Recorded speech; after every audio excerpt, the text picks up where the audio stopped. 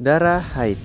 Untuk para wanita pasti sudah tahu kalau kita harus membersihkan bekas pembalut yang kita pakai ketika sedang haid. Bahkan ibu kita pun sudah mewanti-wanti, jangan sampai ada darah yang masih menempel pada pembalut tersebut. Dan membuangnya pun tidak boleh sembarangan. Jangan main asal taruh di sembarang tempat. Sebab makhluk astral itu menyukai bau-bau amis seperti darah. Terlebih lagi darah kotor seperti darah haid. Contohnya Mbak Kunti, dia juga sangat menyukai darah haid. Dia akan senang pada orang yang mempunyai bau darah yang harum. Terkait dengan hal tersebut, aku juga mempunyai beberapa cerita mengenai darah haid. Bukan kisah yang kualami sebenarnya, melainkan kisah seorang yang berada di sekitarku. Mereka mendapatkan kejadian astral yang tak dapat terlupa seumur hidup mereka, membuat mereka tersadar kalau kebersihan adalah hal yang penting, bukan masalah sepele yang sering diabaikan. Saat itu aku sudah lulus SMA dan sudah bekerja. Aku tinggal di perumahan yang sangat jauh dengan tempat kerjaku. Jika aku pulang malam, aku akan menginap di kos temanku. Di sebelah kamar kos temanku ada 3 orang wanita yang mendiaminya. Ada satu wanita yang pernah kerasukan di sana. Dia harus mengalami kerasukan berulang-ulang kali akibat kebiasaan buruknya yang suka membuang bekas pembalut tanpa mencucinya. Itu dikarenakan sifatnya yang lemah. Dia mempunyai iga jarang, hingga para makhluk astral bisa merasuk raganya dengan leluasa, hingga bisa masuk ke dalam raganya lebih dari 3 kali. Sebelum lanjut ke ceritanya, ingatlah tekan tombol subscribe dan aktifkan loncengnya ya guys. Like dan share ke teman-teman kalian. Ceritanya seperti ini. Aku masih ingat saat aku tengah asik berbaring di kamar temanku. Ada sebuah suara teriakan yang terdengar dari arah samping kamar. Aku dan temanku langsung berlari ke arah suara tersebut, takut terjadi perampokan atau kejadian kriminal lainnya. Setelah dilihat, ternyata itu hanyalah orang yang sedang kerasukan. Seorang wanita, dia mengontrak sebuah kamar. Letak kamarnya berbanding dengan kamarku. Dia tinggal berdua dengan temannya. Nama wanita itu adalah Indah. Pekerjaannya adalah karyawati swasta. Dia bekerja di bank berdua dengan teman kosnya.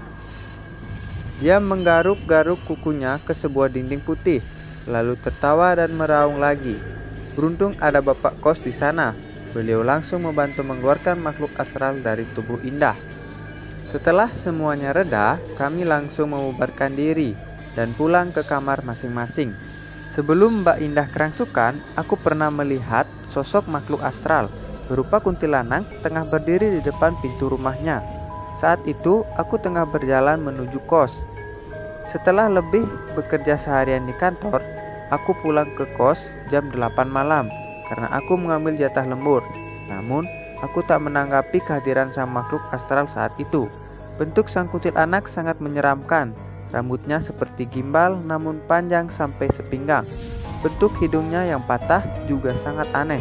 Matanya seram bagaikan boneka Annabelle dengan warna mata yang hitam pekat. Kejadian yang sama pun kembali berlanjut. Indah terus meraung dan meninjau siapa saja yang menghalanginya. Dia bahkan tak segan-segan mendorong temannya sendiri hingga terjungkal ke belakang.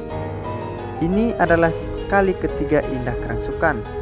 Indah selalu saja terlihat marah kalau ada seorang yang menyentuhnya. Makhluk yang merasuk sangatlah agresif. Dia mampu mengimbangi kekuatan 4 orang dewasa yang tengah memegang tubuhnya. Padahal tubuh Indah terbilang kurus dan tak memiliki tenaga lebih.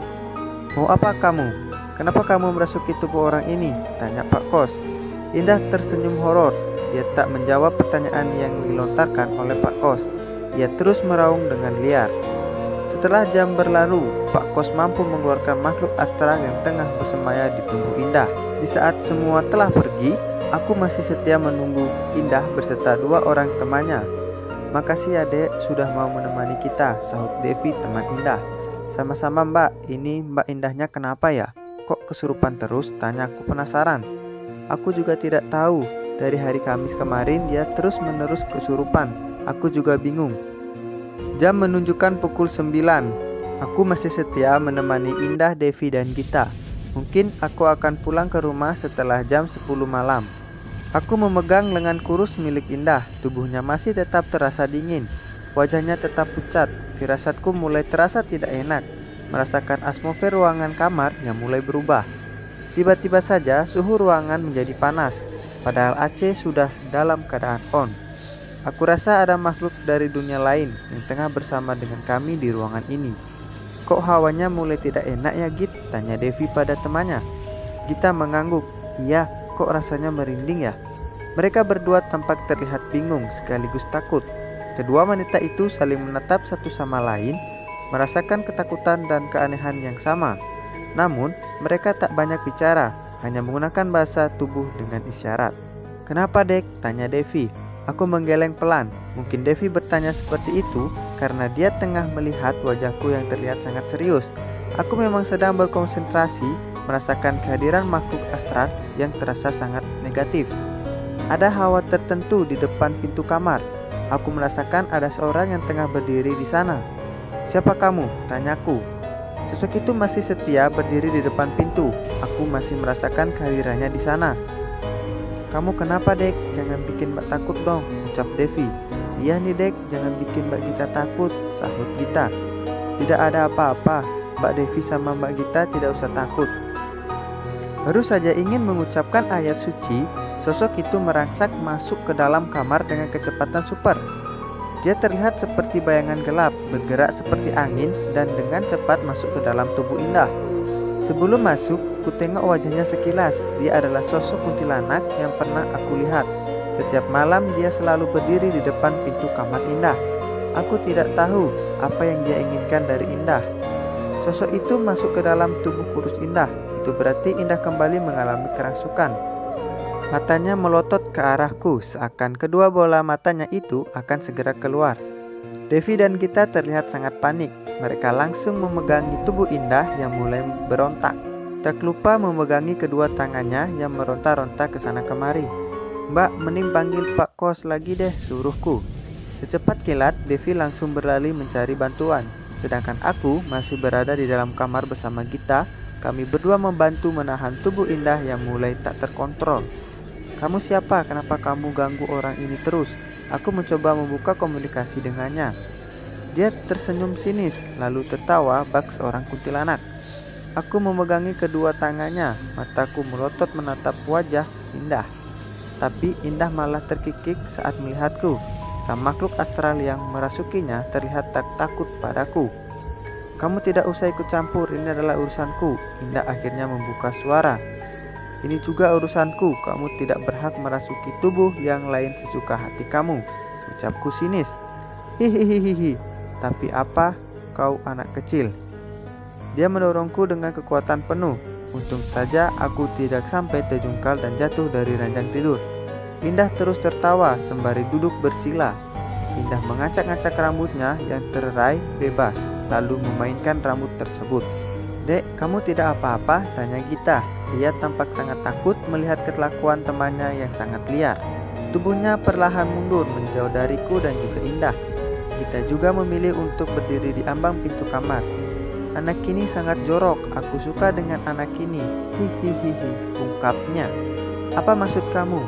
Aku suka bau darahnya, sangat harum dan menggoda. Aku mengenyirkan dahi. Darah apa?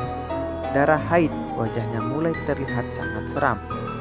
Aku berdecak pelan. Jadi ini toh penyebab Indah kerangsukan. Mungkin dia lupa membersihkan bekas pembalut yang dia pakai.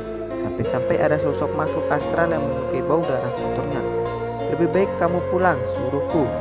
Masih dalam keadaan duduk bersila, ia menggeleng. Kamu tidak berhak menyuruhku. Siapa bilang? Aku bisa membakarmu dengan ayat-ayat suci. Dia tertawa dengan suara keras. Aku menegus kesal. Aku tidak pernah takut pada makhluk sepertimu. Aku hanya takut pada Tuhan. Dengan cepat dia meraih lenganku. Aku mendorongnya dengan segenap tenaga yang kupunya. Namun ia terus meraih lenganku meskipun sudah berulang kali aku mencoba menghindar dari serangannya. Lenganku jadi tergores akibat kuku tajam Indah. Kekuatannya 4 kali lipat lebih besar dibandingkan aku. Mbak Gita, bantuin aku dong, omelku melihat ekspresi Gita yang hanya dia mematung, tak melakukan hal apapun. Mbak takut dek, omongnya. Aku tak langsung menyerah, ku pegangi lengan pucatnya. Pergumulan antara aku dan Indah pun berlangsung. Kami berdua tengah menarik-narik tangan satu sama lain. Aku mencoba mengontrol tubuhnya yang terus memberontak. Dengan susah payah, setelah meraih lengan liarnya, aku langsung memegangi tangan tersebut dengan sisa tenaga yang kupunya. Jangan pernah mencampuri urusanku. Aku ingin mengajak anak ini untuk menjadi temanku. Teriaknya nyaring, membuat telingaku berdering hebat. Aku menghela napas berat. Kenapa tidak ada yang membantuku saat ini? Kita hanya melihat ke arahku tanpa melakukan apa-apa.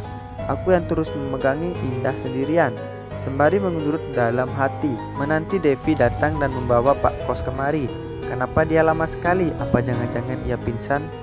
Membuatku repot saja nantinya. Hihihi, lepaskan aku. Tidak mau. Kalau tidak, aku akan masuk ke dalam tubuhmu, ancamnya. Masuk saja jika kamu bisa, aku tidak takut, jawabku tenang. Terdengar suara pintu yang terbanting keras. Seru gombolan orang mulai melarian ke arah kamar. Ada Pak Kos yang tengah menghampiri kami bertiga.